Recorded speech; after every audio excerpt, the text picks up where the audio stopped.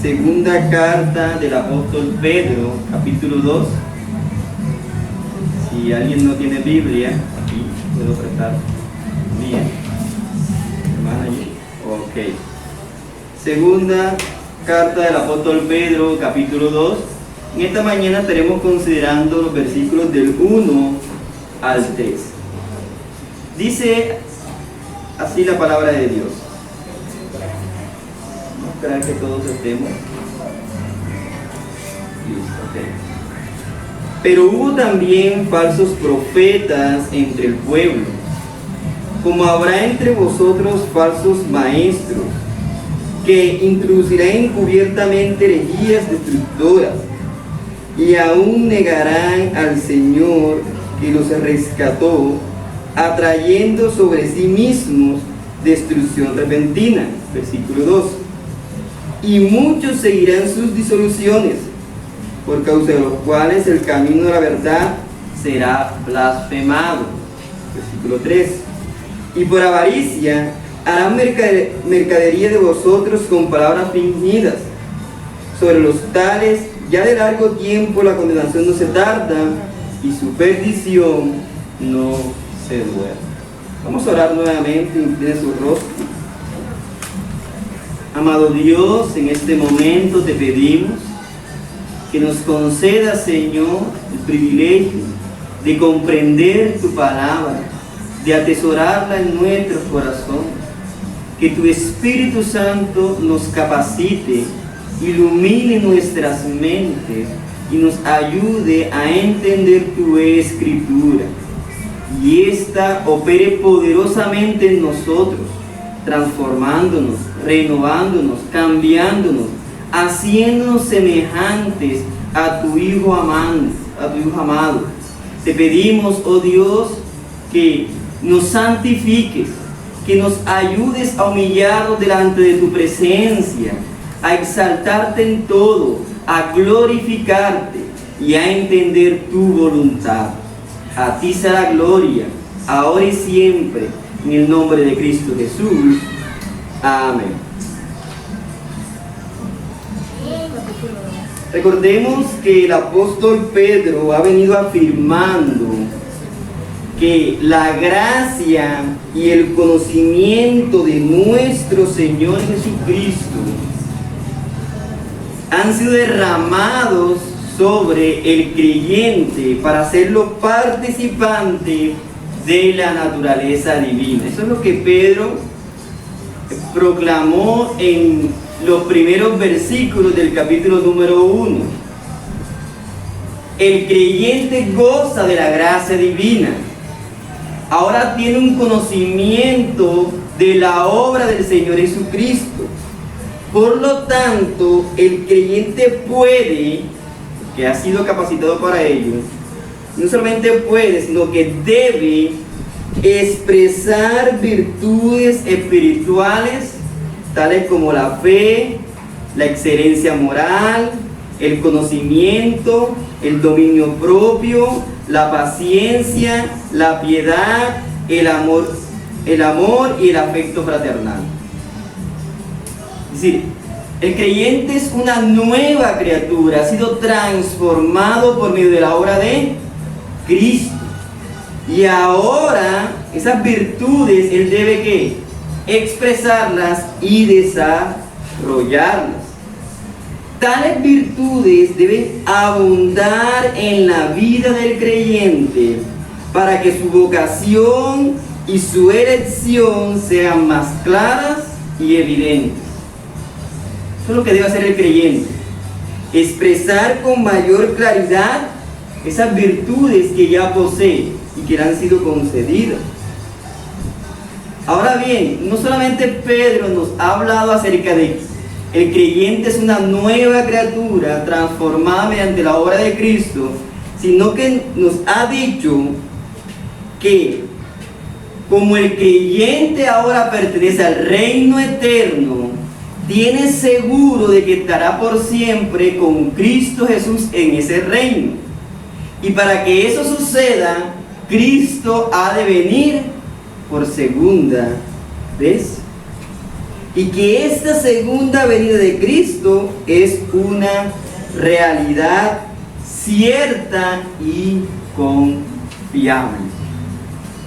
Cristo ha de venir, Jesús vendrá por segunda vez y su iglesia entrará al reino eterno con honor y gloria. Es decir, este es un motivo de esperanza para el creyente, ¿cierto? Esto debe motivarlo, este debe ser su combustible, debe impulsarlo ahora a vivir una vida cristiana más acorde con las promesas eternas que Dios le ha dado. Ahora, Pedro nos ha dicho que esta verdad de la segunda venida de Cristo fue confirmada en el monte de la transfiguración como un anticipo de esta, y ha sido proclamada por los profetas a través de la historia. Es decir, los profetas, los santos hombres que hablaron inspirados por Dios, dieron testimonio no solo de que Cristo vendría por primera vez, sino que el advenimiento, el segundo advenimiento de Cristo es una realidad segura. Ahora, en estos versículos que acabamos de leer, el apóstol Pedro hará una advertencia a la iglesia. Eso es lo que vamos a ver en estos pasajes, que Pedro hará una advertencia a la iglesia sobre la existencia de personas que se opondrán. Escuche bien esto. Existen personas, o existirán personas, que se opondrán a la verdad de Dios y en específico al retorno de nuestro Señor Jesucristo. De eso nos estará hablando Pedro en esta porción de la Escritura. He titulado este sermón: Cuidado, falsos profetas y maestros a la vista. Cuidado, falsos profetas y maestros a la vista. Y consideraremos en primer lugar la advertencia sobre los falsos profetas y maestros. Luego miraremos el propósito de los falsos profetas y maestros.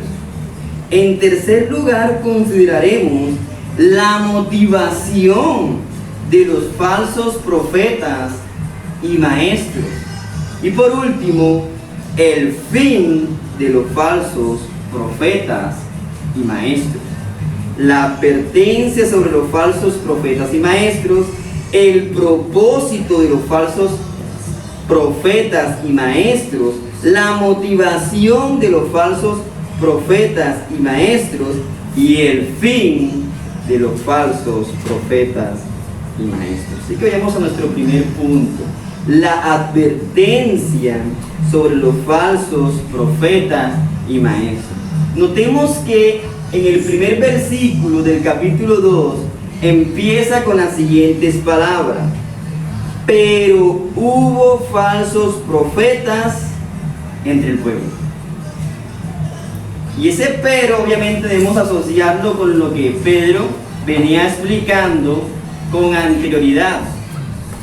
Recordemos que Pedro ha expresado que una de las evidencias de que la segunda venida de Cristo es una realidad es el hecho de que los profetas en el Antiguo Testamento proclamaron esta gran verdad y lo hicieron siendo inspirados por Dios, y que ese testimonio ahora nosotros lo tenemos ¿dónde?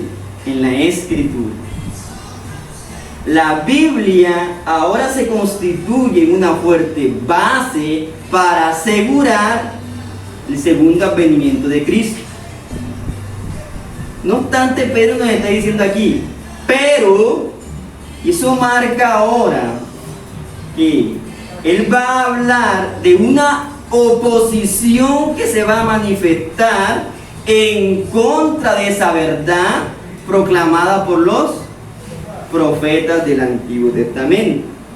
Ahora, Recordemos que un profeta era un hombre escogido por Dios para comunicarle al pueblo su naturaleza, su carácter y su voluntad. Eso era un profeta.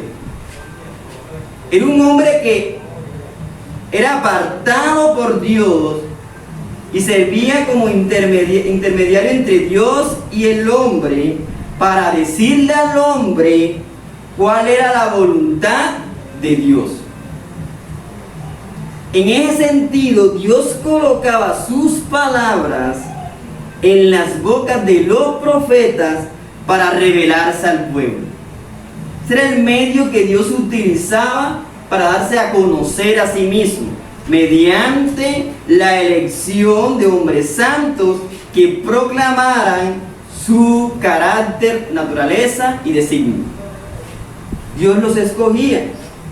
Los profetas comunicaban los pensamientos de Dios al pueblo, siendo inspirados por el Espíritu Santo.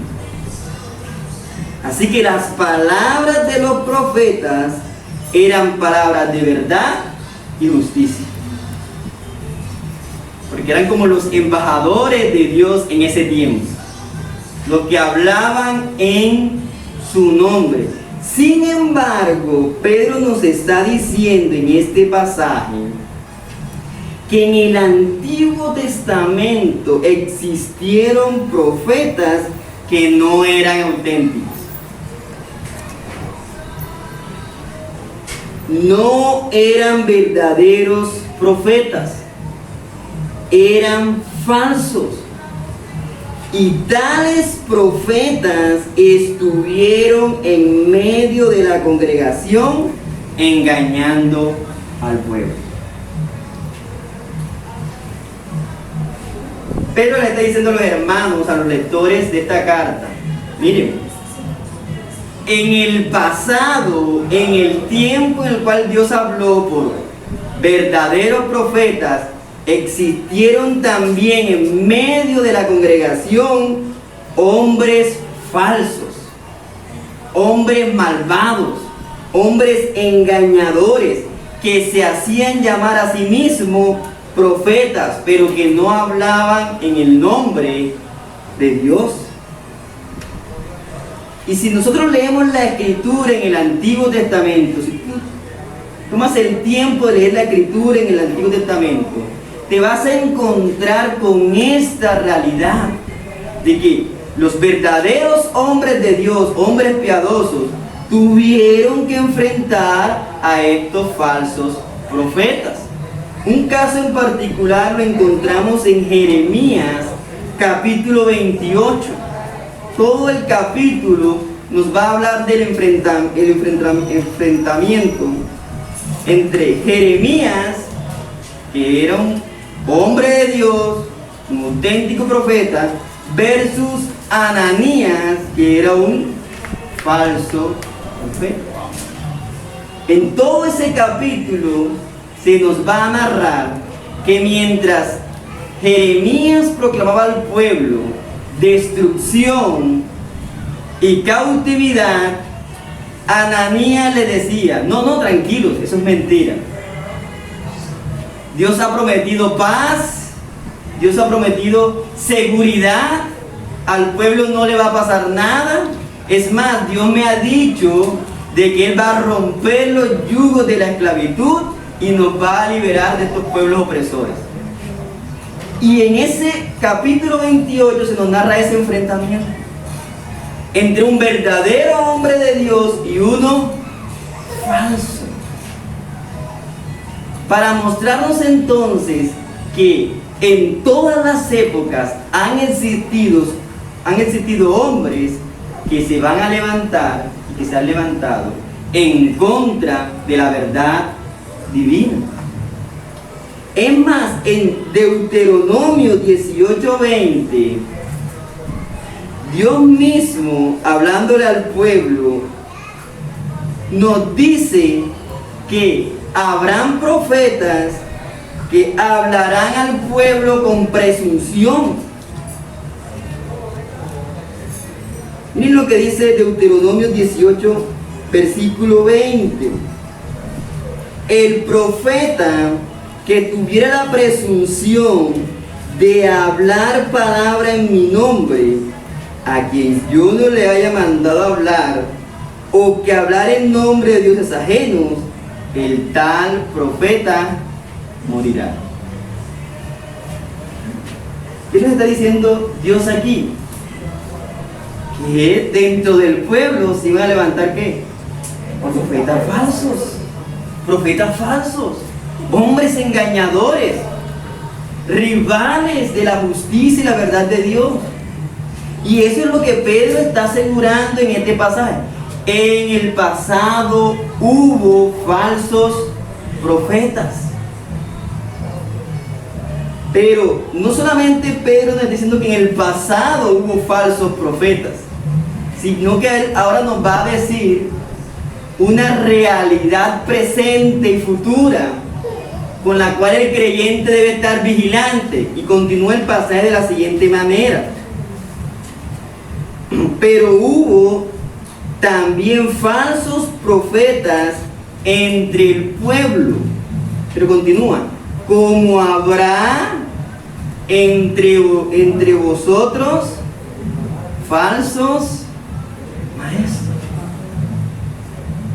Es decir, estas personas que se oponen a la verdad de Dios no se extinguieron, no dejaron de existir, aún están presentes. Y no solamente estarán presentes ahora, sino que en tiempos posteriores seguirán estando allí. En nuestro tiempo habrán hombres mentirosos que enseñarán falsedades. Eso es lo que está diciendo Pedro. Existieron en el pasado, existen ahora, y mientras la iglesia esté presente en este mundo, seguirán ¿qué? Existiendo. Son enemigos de Dios, enemigos del Evangelio, enemigos de la verdad, precursores de la mentira. Están simplemente para devorar a las ovejas. Es como lo encontramos en 2 de Timoteo, capítulo 3, versículos del 1 al 5. Dice de la siguiente manera: también debes saber esto lo dice el apóstol Pablo a Timoteo, al pastor Timoteo. También debes saber esto, que en los postreros días, miren lo que pasará en los últimos tiempos, que en los postreros días vendrán tiempos peligrosos. Ahora, ¿por qué serán tiempos peligrosos? Porque vendrá el coronavirus. No, por eso no es. No es un tiempo peligroso por una peste o por una enfermedad. No. Porque habrán terremotos o accidentes. No, tampoco. Miren por qué Pablo cataloga ese tiempo como un tiempo peligroso. Porque habrán hombres amadores de sí mismos, ávaros, vanagloriosos, soberbios, blasfemos, desobedientes a los padres. Qué curioso eso, ¿cierto?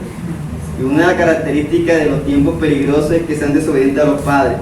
Ingratos, impíos, sin afecto natural, implacables, calumniadores, intemperantes, crueles, aborrecedores de lo bueno, traidores, impetuosos, infatuados, amadores de los deleites más que de Dios. Y miren esta característica en el versículo 5: que tendrán apariencia de piedad, pero negarán la eficacia de ella.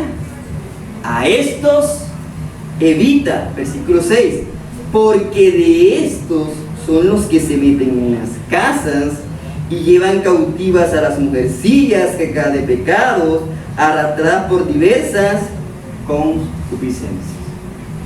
Miren esa lista que caracteriza a un tiempo peligroso, no por situaciones específicas, ¿cierto?, sino por hombres que son perversos, hombres perversos, que engañan, que procuran la mentira. Y esta es entonces la advertencia que está haciendo el apóstol Pedro en su segunda carta.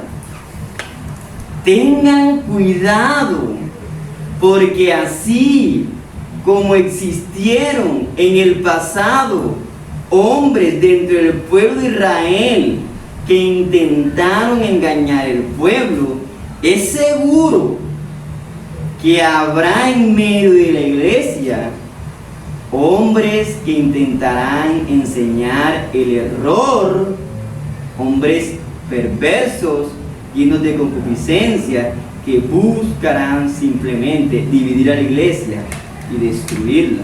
Ahora, nosotros sabemos de que la iglesia no puede ser destruida, porque Dios la guarda, pero estos hombres intentarán causar el mayor daño al avance del evangelio, a la consagración espiritual de los creyentes, para que no sean santos, no sean piadosos, no sean pacientes, no sean humildes, no sean amorosos, sino llevados, como lo encontramos en la lista en Timoteo, por un corazón amador de sí mismo. Así que esta es la advertencia que proclama el apóstol Pedro. Tengan cuidado con los falsos profetas, los falsos maestros. Ahora bien, esto nos lleva a nuestro segundo punto. ¿Cuál es el propósito de estos falsos profetas y maestros? ¿Qué buscan? ¿Cuál es su intención? En el versículo 1 continúa diciendo que introducirán encubiertamente herejías destructoras y aún negarán al Señor que los rescató. Estos hombres se levantan con un firme propósito, y es introducir con sigilo, es decir, con cautela, es meter algo allí como con cuidado, sin que se den cuenta, como de a poquito a poquito. Ellos van a introducir encubiertamente herejías destructoras. Van a intentar que el creyente descarte la verdad, o que crea verdades a medias. Es muy peligroso esas verdades a medias. Cristo dijo que nuestra verdad sea sí, sí, o sea, no, no. Pero eso a tientas, debemos tener cuidado con lo que es medio cierto, pero tiene un toquecito de falsedad. Hay que tener cuidado. Estos hombres van a utilizar la misma artimaña que utilizó Satanás con Eva, con que Dios les ha dicho. Es el sigilo en ese introducir. Con que Dios les ha dicho que así se debe realizar el servicio. Con que Dios les ha dicho que Cristo va a venir por segunda vez. Y lo que ellos van a intentar es engendrar dudas en la mente del creyente a través de preguntas que provoquen desconfianza en el creyente, en la palabra de Dios y en cómo la iglesia la administra. Y fíjense que, ¿cuál es la forma de introducir estas herejías? El texto dice, encubiertamente. Es decir, colocando esa herejía en capas que la cubran, pero que la hagan ver ante los ojos como agradable y bueno. Es decir, ellos no van a mostrar la falsedad como algo horrible o algo no deseable, sino que ante la vista y ante los oídos va a parecer como que es cierto, eso es algo encubierto. Es más, lo que van a utilizar son distractores para que esas mentiras sean ¿qué? Creídas. Van a entretener el oído. Van a utilizar el entretenimiento. Van a hacernos pensar que lo que escuchamos es cierto a través de un espectáculo bien montado. No puedes dejarte distraer. Como cuando el ladrón va a robarle a una persona, y más si son varios. ¿Qué es lo que hacen? Para robarle sin que la persona se dé cuenta. No hablo de ese robo que es directo, que te deja estático, sino ese robo en el cual, ¿cierto?, hacen unas maniobras, ¿cierto?, para distraerte, para que tú dejes de prestar atención y en el momento que tú menos pienses, te robaron. ¿Cierto? ¿Lo has visto por televisión? Hace mucho yo vi uno en Bogotá, de un grupo de personas que escupían. Y no, mira, aquí y mientras la persona, ya lo robaron. Distractores. Un espectáculo bien montado para que tus ojos dejen de percibir la verdad.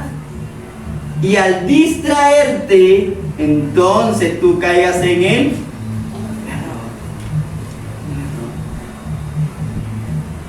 ¿Y qué es lo que ellos van a tratar de introducir en la iglesia? El texto dice herejías destructoras. Es decir, no es simplemente una idea, no es simplemente un pensamiento, no es solamente algo que esté equivocado, es un conjunto en sí de ideologías que buscan hacer un fuerte impacto en la verdad divina, de tal manera que ésta se disipe, se pierda y no sea creída.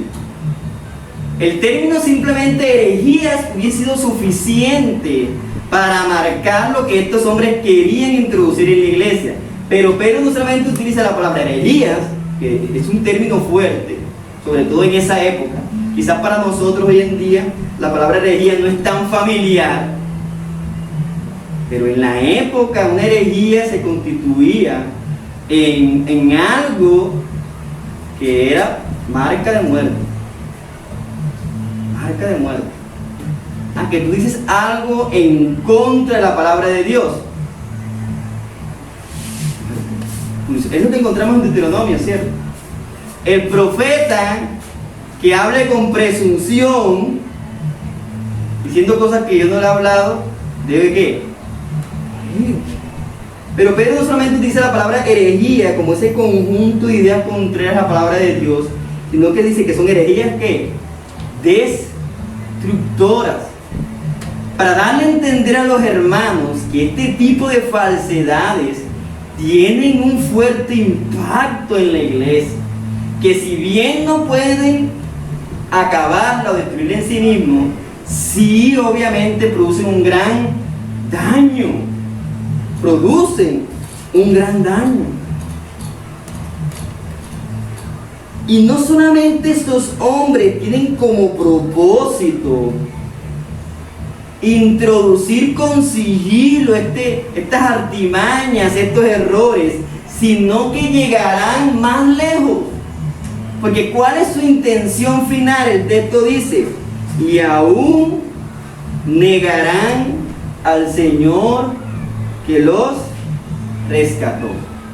Es decir, se comienza de manera encubierta, ¿cierto?, diciendo un poquito aquí, un poquito acá, no se hace público, pero se va avanzando a un punto en el que no solamente se niegan verdades fundamentales de la iglesia, sino que ahora llegamos al extremo de negar al mismo Señor Jesucristo.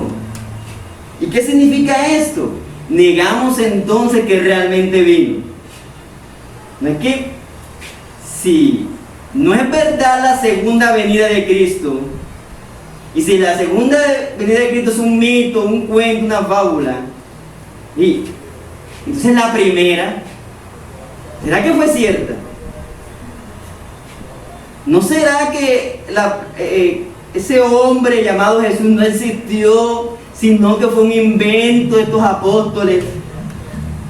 Llegarán a ese extremo de negar la primera venida de Cristo y su obra ministerial, de negar lo que Él hizo cuando se encarnó, cuando murió en la cruz del Calvario y cargó los pecados de su pueblo. Negarán su existencia, negarán su divinidad, negarán su humanidad. Porque un error lleva a otro error más grande. Es el propósito de los falsos profetas y maestros, hacer entonces que todo el plan divino sea negado y que el mismo señorío de Cristo sea quitado de los corazones de los creyentes. Ahora, esto nos lleva entonces a nuestro tercer punto: la motivación de los falsos profetas y maestros. Leemos en el versículo 2 y versículo 3 lo siguiente: y muchos, y esto es como preocupante, ¿cierto? ¿Cómo empieza el versículo 2? Y muchos seguirán sus disoluciones, por causa de los cuales el camino de la verdad será blasfemado. Versículo 3: y por avaricia harán mercadería de vosotros con palabras fingidas. Sobre los tales, desde largo tiempo la condenación no se tarda, y su perdición no se va. Fíjense lo que Pedro está comunicándole a la iglesia en estos pasajes. Primero nos ha dicho entonces de que así como hubieron verdaderos profetas en el pueblo de Israel, existieron falsos profetas. Pero no solamente en su tiempo, ahora en nuestro tiempo existen falsos maestros. Y que esos maestros tienen una intención pecaminosa, malvada, inicua, que es negar incluso a nuestro Señor Jesucristo. Pero lo otro que nos dice Pedro, que es muy preocupante, que se levanten falsos maestros, bueno, vaya y venga, ¿cierto? Pero lo que realmente aquí es preocupante es que el texto dice: y muchos seguirán sus disoluciones. Pedro le está diciendo a la iglesia: miren, presten mucha atención, porque no van a caer uno o dos o tres en las garras de estos hombres malvados. No, muchos los van a seguir. Muchos se irán tras sus palabras.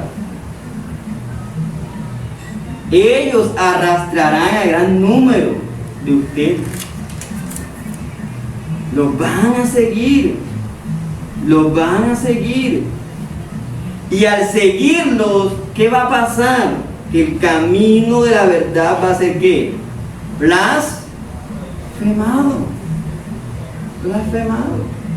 Cuando una iglesia que dice profesar el verdadero cristianismo se deja arrastrar por las artimañas del error, eso se va a notar ¿en qué punto?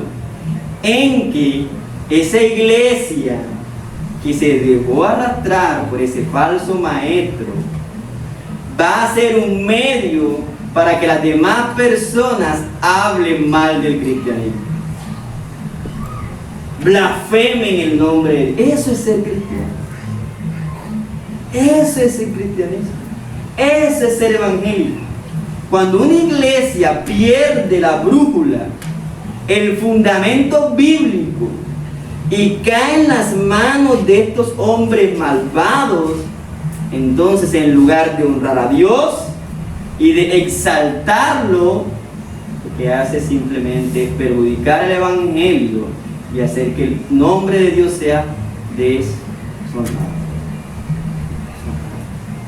Debiendo ser luz, se convierte en caminos de tinieblas. Triste, ¿cierto? Esto debe ser ¿qué? Preocupante. Esto debe ser una alarma para nosotros, en no permitir que esto suceda en medio de la congregación. Ahora, ¿qué motiva a estos hombres a levantarse en medio de la iglesia a hacer estos hechos tan abrumadores? Bueno, el versículo 3 lo dice: y por avaricia harán mercadería de vosotros con palabras fingidas. Es decir, son hombres ávaros, son hombres que desean ¿qué? Enriquecerse, sacar algún tipo de beneficio de otros, engañando. Ellos quieren usar como plataforma a la iglesia para sacar un provecho personal. Eso es lo que desean. No buscan el bien de la comunidad de creyentes.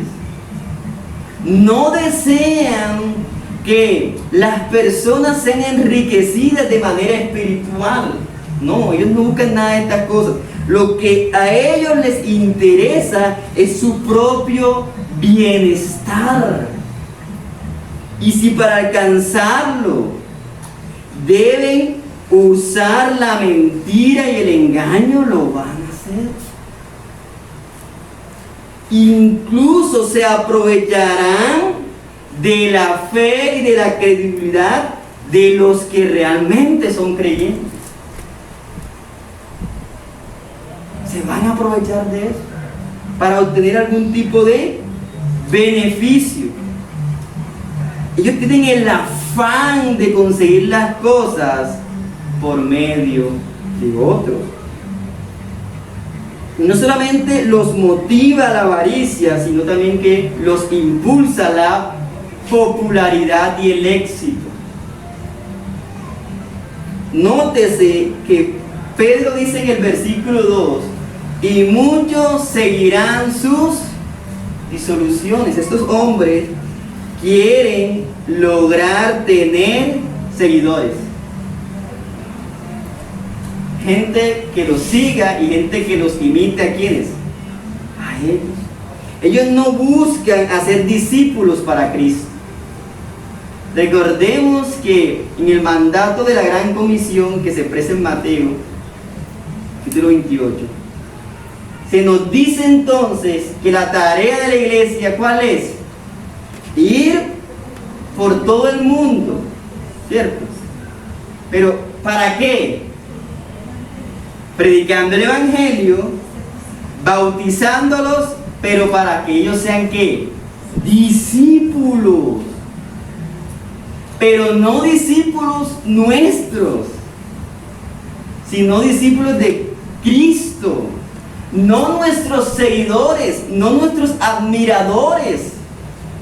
No, sino que su mirada siempre esté centrada en Cristo. Pero estos falsos maestros, esos falsos profetas, quieren el éxito y la popularidad para que multitudes de personas los sigan a ellos, los imiten a ellos y se centren solamente en ellos.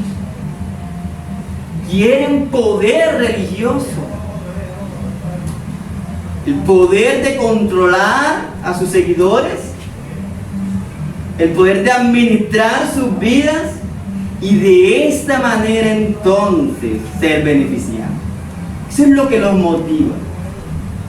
Ahora, si nosotros notamos este estilo de vida, es muy contrario no solamente a los profetas que nosotros vemos en el Antiguo Testamento, sino a los maestros y apóstoles que nos encontramos en el Nuevo Testamento. ¿Cómo vivía o cómo era un estilo de vida de los profetas en el Antiguo Testamento? Si usted ha leído la Escritura, se va a encontrar de que pocos de ellos vivieron una vida común. Muy pocos. Vivían en muchas atribulaciones. En ocasiones, y en la mayoría de las veces, eran perseguidos. Tenían muchos enemigos por decir la verdad y anunciar las palabras que Dios les daba que proclamaran. Una de sus mayores aflicciones que tenían los verdaderos profetas del Antiguo Testamento es que tenían una sentida preocupación por el pueblo y les pesaba ver a su nación en pecado. Si usted lee Isaías, Jeremías, Zacarías, Amós, va a encontrar en estos hombres cómo al ver el pecado del pueblo y la ira prometida por Dios iba a derramar sobre ellos, cómo se afligían. Es decir, no eran personas que buscaban aprovecharse de la situación para obtener un beneficio, no. Les dolía que Dios emitiera juicio sobre aquellos que eran sus compatriotas. Pero a estos falsos maestros no les importa de que Dios emita juicio sobre la iglesia. No les importa de que Dios aplique justicia sobre sus seguidores. No. Mientras ellos estén contentos en esta tierra, los demás pueden vérselas con Dios, como ellos. No solamente encontramos una gran diferencia entre estos falsos maestros y los del Antiguo Testamento, sino que si vemos a los maestros y apóstoles del Nuevo Testamento, vamos a encontrar las mismas diferencias que con los del Antiguo. En especial con Pablo, si usted ha leído la historia de Pablo, va a encontrar un hombre que dio totalmente su vida en virtud del Evangelio. Fue azotado, fue golpeado, fue náufrago, tenía enemigos a diestra y a siniestra. Hubo un grupo de personas que inclusive hizo un juramento para verlo muerto y no iban a comer hasta que Pablo estuviese muerto. Imagínense eso, que usted tenga un grupito de personas que digan, bueno, pues no comemos hasta que fulanita esté muerta. ¿Cómo sería el odio, cierto? Esta es el estilo de vida, la característica de hombres santos que se entregan realmente en beneficio de la iglesia, contrario a la motivación de estos falsos maestros. Pero tranquilos, que Dios a todos les paga conforme a sus obras. Y esto nos lleva entonces a nuestro último punto, el fin de los falsos profetas y maestros. Al final del versículo número 3 dice lo siguiente: sobre los tales, ¿qué se está refiriendo? Los falsos maestros, los falsos profetas. Sobre los tales, ya de largo tiempo la condenación no se tarda y su perdición no se duerme. Estos hombres que se levantan en medio de la congregación van a tener su pago, van a sufrir el castigo. Y esta es una advertencia que le da Pedro a aquellos que se levantan en medio de la congregación con el propósito de hablar falsedad. Si tú eres uno de aquellos que estás pensando el levantarte en medio de la iglesia para proclamar herejías. Ten cuidado, es lo que dice Pedro. Ten cuidado, porque sobre ti puede venir destrucción repentina. Sobre ti está una condenación que no es lenta, que no se tarda, que no dice espérame un segundo, ya vendrá. Tu perdición no está dormida, dice Pedro. Si eres un falso maestro, un falso profeta, Dios te dará el castigo por ello. Leamos nuevamente allí Deuteronomio, capítulo 18, versículo 20, donde Dios habla muy fuertemente a aquellos que se levantan en medio de la congregación a decir falsedades. Dice el texto de la siguiente manera, Deuteronomio 18, 20, el profeta que tuviera la presunción de hablar en mi nombre, a quien yo no le haya mandado a hablar, o que hablar en nombre de dioses ajenos, el tal profeta morirá. Morirá. Y eso también lo encontramos en Jeremías.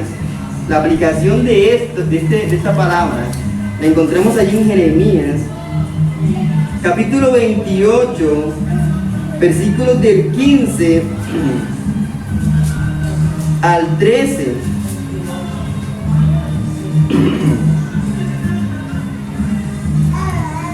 Jeremías 28, del 15 al 17, dice de la siguiente manera. Recordemos que en este capítulo se nos narra el enfrentamiento entre un verdadero profeta y un falso profeta, Jeremías versus Ananías. Miren lo que es el versículo 15. Entonces dijo el profeta Jeremías al profeta Ananías: ahora oye, Ananías, Jehová no te envió, y tú has hecho confiar en mentira a este pueblo. Versículo 16. Por tanto, así dicho Jehová, he aquí que yo te quito de sobre la faz de la tierra. Morirás en este año, porque hablaste rebelión contra Jehová. Versículo 17. Y en el mismo año murió Ananías en el mes séptimo. Miren cómo cataloga Dios esta hazaña de los falsos profetas. Él dice, esto que hacen los falsos profetas es una rebelión.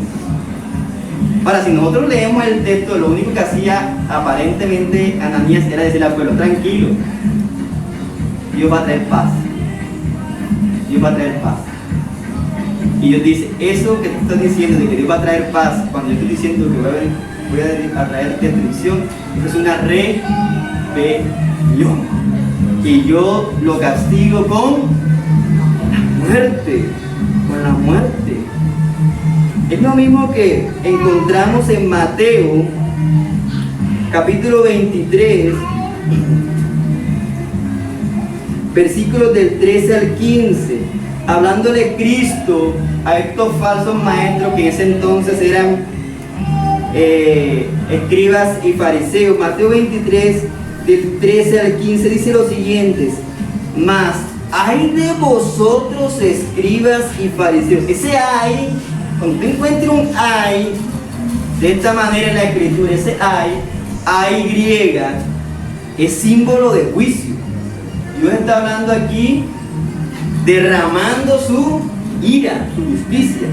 Mas hay de vosotros, escribas y fariseos, hipócritas, porque cerráis el reino de los cielos delante de los hombres, pues ni entráis vosotros, ni dejáis entrar a los que están.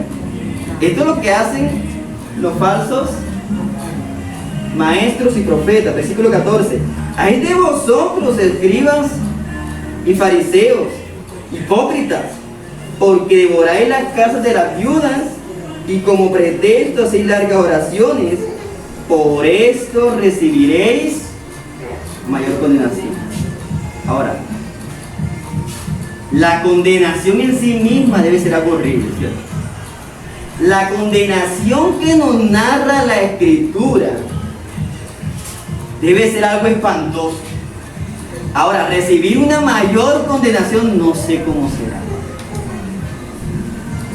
Pero si la condenación simple es algo que no deseamos ninguno de nosotros, ¿cómo será una condenación en mayor grado? Debe erizarnos eso la piel, ¿cierto? Y el versículo 15 dice: ay de vosotros, escribas y fariseos hipócritas, porque recorréis mar y tierra para hacer un prosélito. Bueno, aunque esto también es una bofetada para nosotros los creyentes. Nosotros debemos ser más diligentes que los falsos maestros. ¿Oyó, iglesia? Nosotros debemos ser más diligentes que los falsos maestros. Porque miren lo que hace un falso maestro. Recorre ¿qué? Cielo y tierra para hacer ¿qué? Un prosélito, es decir, alguien convertido a su religión.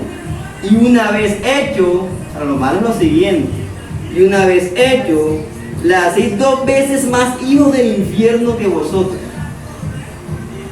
Miren en lo que se convierten los seguidores de estos falsos maestros y profetas, en personas 2 veces más hijos del infierno. Recibirán entonces su pago. Ahora alguien dirá: bueno, pero en este mundo han existido falsos maestros y profetas que han vivido bien, ¿sí? Lamentablemente muchos han caído en sus garras y le han proporcionado bienes materiales en esta vida. Pero recordemos de que esta vida es temporal y de que hay una vida ¿qué? Eterna. Y que nosotros podemos vivir una eternidad en el gozo del Señor, o una eternidad de sufrimiento bajo la ira divina. Y Apocalipsis 20:10 nos dice entonces cuál es el destino de todos aquellos que se levantan en la iglesia para engañar. Y nos habla también cuál es el destino del falso profeta que se ha de levantar en contra de la iglesia. Miren lo que dice Apocalipsis 20:10. Porque quizás en este mundo gocen de muchas bendiciones materiales y buena estabilidad económica y les vaya bien y tengan sus jets y sus limusinas, sus carros privados, bueno, muchas cosas. Pero Apocalipsis 20:10 nos dice: y el diablo que los engañaba fue lanzado en el lago de fuego y azufre, donde estaban la bestia y el falso profeta. Miren cuál es el fin entonces de los falsos maestros y de todas aquellas que se levantan en contra de la congregación, y serán atormentados día y noche por los siglos de los siglos. Ese será al final su pago. Esa será su recompensa. Serán atormentados eternamente. Hermanos y hermanas, nosotros debemos escuchar esta advertencia del apóstol Pedro y estar atentos en nuestra congregación. Ahora, habría también que hacer aquí un paréntesis para decir que Dios en su bondad y en su gracia en muchas ocasiones nos da fuertes advertencias para que nosotros nos arrepentamos y vengamos a los pies de Cristo. Ninguno de nosotros tiene el poder o la potestad de condenar a alguien, ¿cierto? Si nosotros conocemos a alguien que anda en el error, que anda en la falsedad, la mayor muestra de amor que nosotros podamos manifestarle a esas personas es decirle: mira, estás equivocado. La palabra de Dios enseña todo lo contrario a lo que tú practicas. Esa es la mayor muestra de ¿qué? De amor. Si conocemos el destino que les espera a estas personas, nuestra mayor muestra de amor es decirle: despierta, mira lo que dice la Escritura, está haciendo ¿qué? Engañado. Y si conocemos a un falso maestro, también debemos usar la misma reprensión del apóstol Pedro. Si tú eres como estos hombres, mira lo que te espera. Abre los ojos. Abre los ojos. Porque la iglesia está para cuidarnos, eso está bien, estar atentos, pero también para llevarnos del Evangelio a todos aquellos que estén en oscuridad, inclusive a estos falsos maestros. Reprobamos su conducta, sí. Los exhortamos a que se arrepientan, sí, pero deseamos también de que Dios les conceda, por su misericordia, el hecho de que ellos puedan venir a Cristo. Sí, salvó a Saulo. ¿Saben lo que era Saulo? Saulo de Tarso. Se leen Hechos. Saulo no era una cosita buena. Respiraba, dice la Biblia que él respiraba, ¿cierto? Tenía unas ansias de matar a cristianos. Y Dios lo transformó. Así que sí, nosotros debemos tener cuidado con la iglesia, confrontamos a los falsos maestros, pero deseamos que se arrepientan y vengan a Cristo y sean transformados como tremendos públicos. Para terminar, hermanos, quisiera decirle que el apóstol Pedro ha dado unas evidencias muy específicas de cómo reconocer a un falso profeta de un verdadero profeta. Cómo reconocer a un verdadero maestro de un falso maestro. Pero no debemos vislumbrar por los prodigios y milagros. Vayamos allá a Deuteronomio capítulo 18.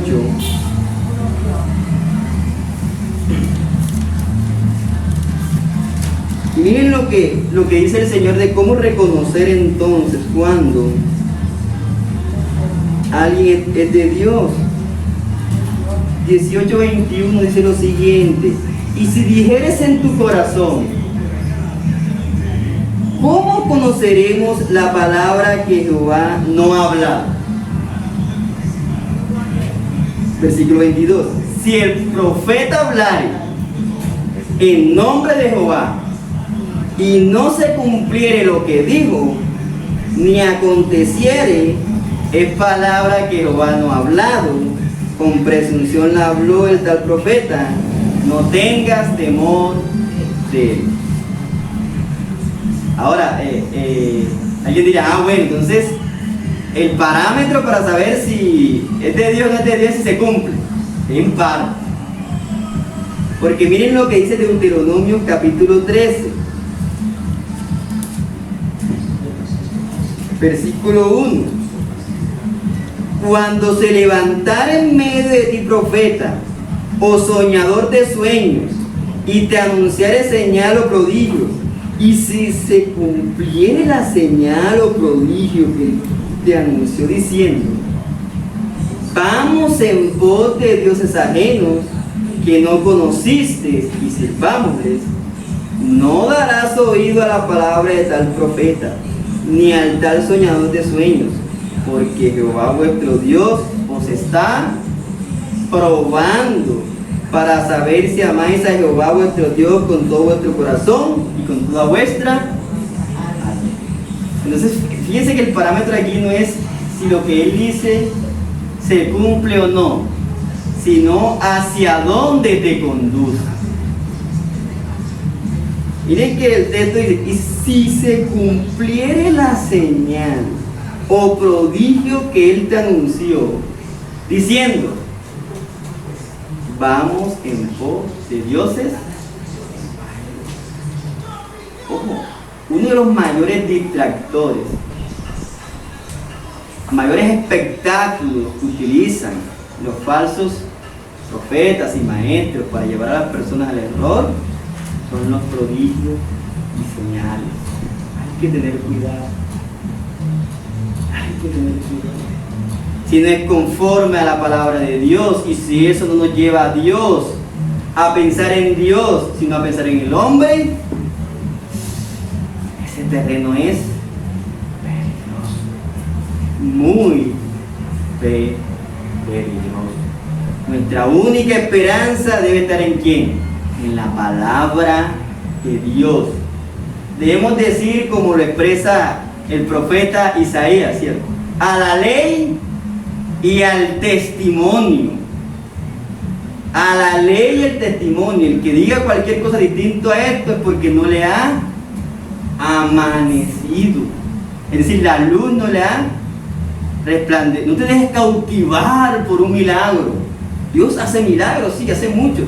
Pero que eso no te deslumbre a tal punto de que pierdas la brújula de la palabra. Que un prodigio no haga que tomes el camino del error. Que mi Dios nos continúe bendiciendo. Oremos, hermano. Amado Dios, a ti sea la gloria y la honra. Te damos gracias por tu bendita palabra. Gracias por tu enseñanza. Gracias porque tú, Señor, nos muestras el camino de la verdad. Ayúdanos a ser diligentes en cuidar a la iglesia, en velar por nuestros hermanos, en estar atentos a que la verdad siempre prevalezca y que el error no tenga cabida en medio de la congregación. Ayúdanos a crecer en santidad, en toda justicia y en toda verdad, y que en cualquier momento y en cualquier lugar nosotros podamos proclamar solo lo que la Escritura, Señor, enseña, y en esto, Señor, glorificarte y exaltarte. A ti sea la gloria, ahora y siempre, en el nombre de Cristo Jesús. Amén.